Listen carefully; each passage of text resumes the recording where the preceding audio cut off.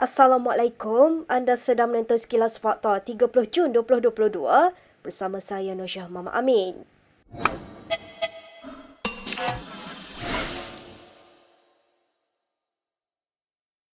Ahli Parlimen Port Dickson Anwar Ibrahim mendedahkan dia pernah mendapat sokongan 120 ahli parlimen untuk menjadi Perdana Menteri pada 2020, termasuk 15 daripada UMNO. Bagaimanapun, kata Anwar, jumlah tersebut berkurangan selepas dia enggan untuk campur tangan dalam perbicaraan mahkamah membabitkan Najib Razak jika menjadi Perdana Menteri.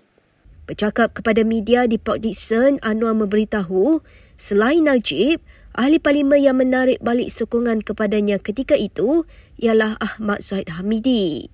Kata Anwar, mereka mahu dia menggunakan kuasa sebagai Perdana Menteri untuk memastikan perbicaraan kes mahkamah mereka tidak berterusan. Saya setelah semua itu berlaku, ditandatangani dan sebagainya, saya diminta untuk memberikan kepastian bahawa urusan mahkamah, terutama melibatkan Datuk Seri Najib, itu tidak akan diteruskan dan saya harus guna kuasa saya selaku Perdana Menteri untuk memastikan ini tidak diteruskan.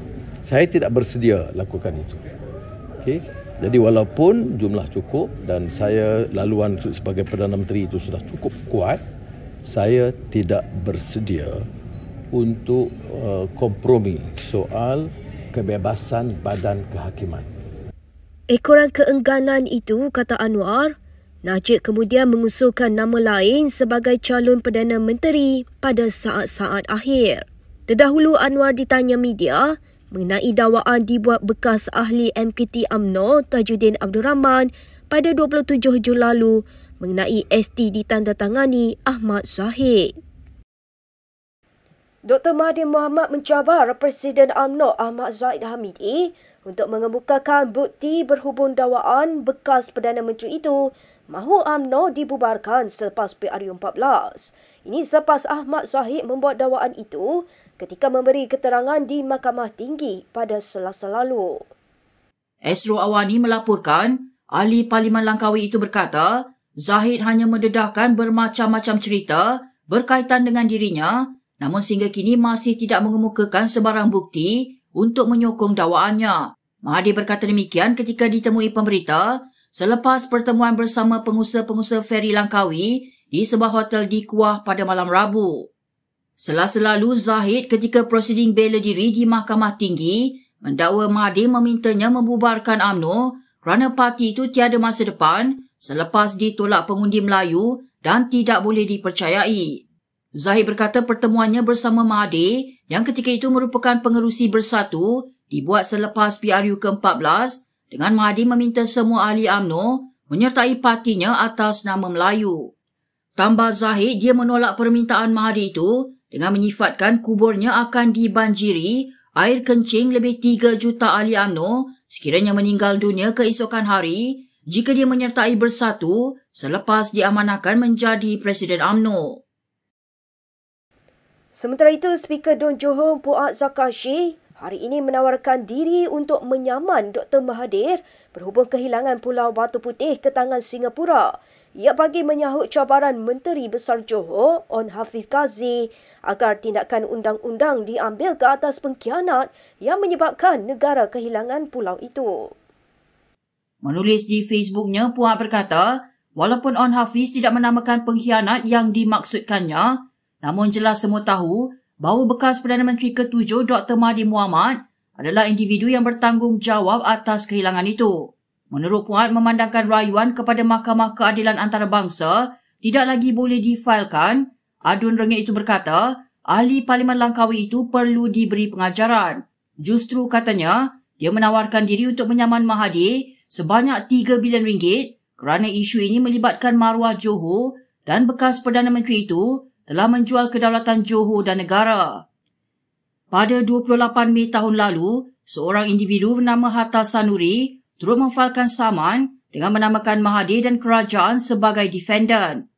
Hatta mempertikaikan tindakan kerajaan PH sebelum ini yang menarik balik permohonan semakan kehakiman terhadap keputusan ICJ bahawa Singapura mempunyai kedaulatan terhadap Pulau Batu Putih.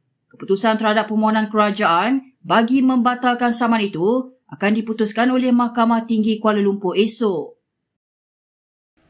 Baik, kita ke perkembangan berikutnya.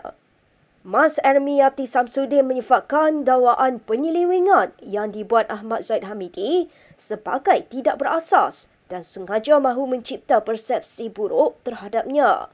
Ahli Parlimen Masjid Tanah itu berkata, dia pernah menyangkal dakwaan sedemikian sebelum ini semasa kempen PRM Melaka tahun lepas. Dalam satu kenyataannya malam tadi, Mas yang juga Timbalan Menteri Hal Ehwal Undang-Undang berkata, memandangkan dakwaan Zahid dibuat di kandang saksi semasa keterangan bersumpah di mahkamah, dia akan mengkaji lebih teliti hal tersebut kerana ia perlu ditangani dengan serius dan tegas. Zahid menuduh Mas Ermiati dan Ahli Parlimen Jeli Mustafa Muhammad berpaling tadah daripada UMNO kepada Bersatu pada 2018 kerana mereka sedang disiasat oleh SPRM berhubung penyelewengan dana sayap UMNO.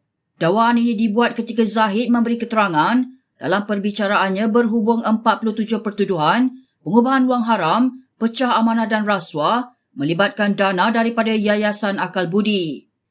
Semalam Mustafa turut menyifatkan dakwaan Zahid itu sebagai berniat jahat sambil menegaskan beliau sudah 2 kali memberi kenyataan kepada SPRM.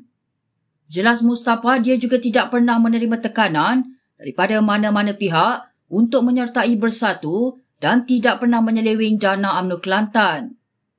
Sementara itu, Mas berkata, dana yang didakwa Zahid telah diselewengkan sebenarnya telah diagihkan dengan sewajarnya oleh pucuk pimpinan Puteri UMNO Negeri dan bahagian Melaka bagi persiapan menghadapi PRU 2018.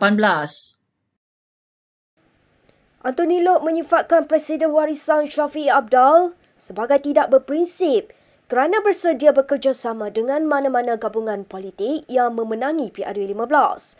Setiausaha Agung DAP itu berkata, sebuah parti yang menyatakan sokongan kepada gabungan yang menang hanya mencari jawatan dan kepentingan. Yang keduanya tak masuk akal. Kalau gabungan itu dah menang, takkan dia nak kerjasama dengan parti lain lagi, kan? Kecuali dia tak menang, baru dia nak kerjasama. Kalau dia dah menang sendiri, takkan dia nak kerjasama, nak bahagikan kerusi menteri untuk parti lain pula. Jadi ini sesuatu yang saya rasa tak begitu masuk akal. Pada 28 Jun lalu, Syafiee berkata pihaknya sedia bekerjasama dengan mana-mana gabungan politik yang memenangi pilihan raya akan datang demi kestabilan politik. Walaupun Loke tidak menolak kemungkinan gabungan kerajaan dan pembangkang mewujudkan beberapa bentuk kerjasama selepas PRU, dia berkata prasyarat kerjasama itu mesti dibina atas kapasiti pembangkang yang kuat.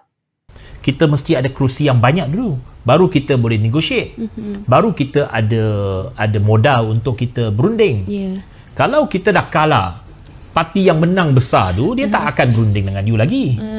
Kalau kita dah kalah, dia tak ada apa-apa alasan nak berunding lagi, nak bekerjasama lagi. Kita tak ada apa-apa yang kita boleh tuntut lagi, ataupun kita boleh jadikan sebagai terms and condition. Baik, berita seterusnya. Presiden sebuah parti tempatan di Sabah ditahan polis kerana didakwa terbabit dalam sebuah sindiket pemalsuan kad pengenalan.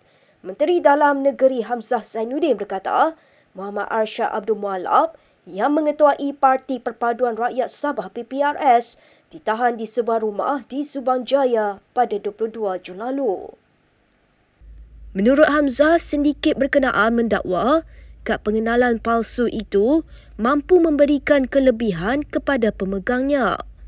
Bahawa terdapat beberapa kumpulan yang konon-kononnya boleh memberikan atau mengeluarkan kad-kad yang seperti ini, seolah-olahnya kad ini boleh digunakan dalam negara kita.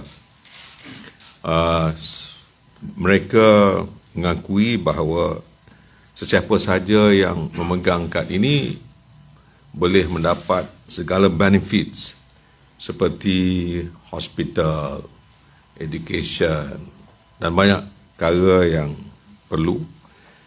Sementara itu, Hamzah berkata, suspek ditahan pada 22 Jun lalu bersama seorang lagi lelaki dikenali Muhammad Amkah Ahmad mengikut Seksyen 420 Kanun Kesisaan.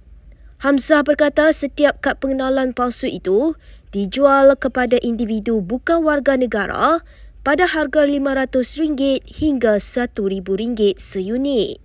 Setakat hari ini, sebanyak 400 kad pengenalan palsu telah diberikan kepada warga negara asing berdasarkan kepada borang permohonan yang dirampas pihak polis. Baik, berikut beberapa lagi ringkasan berita untuk hari ini.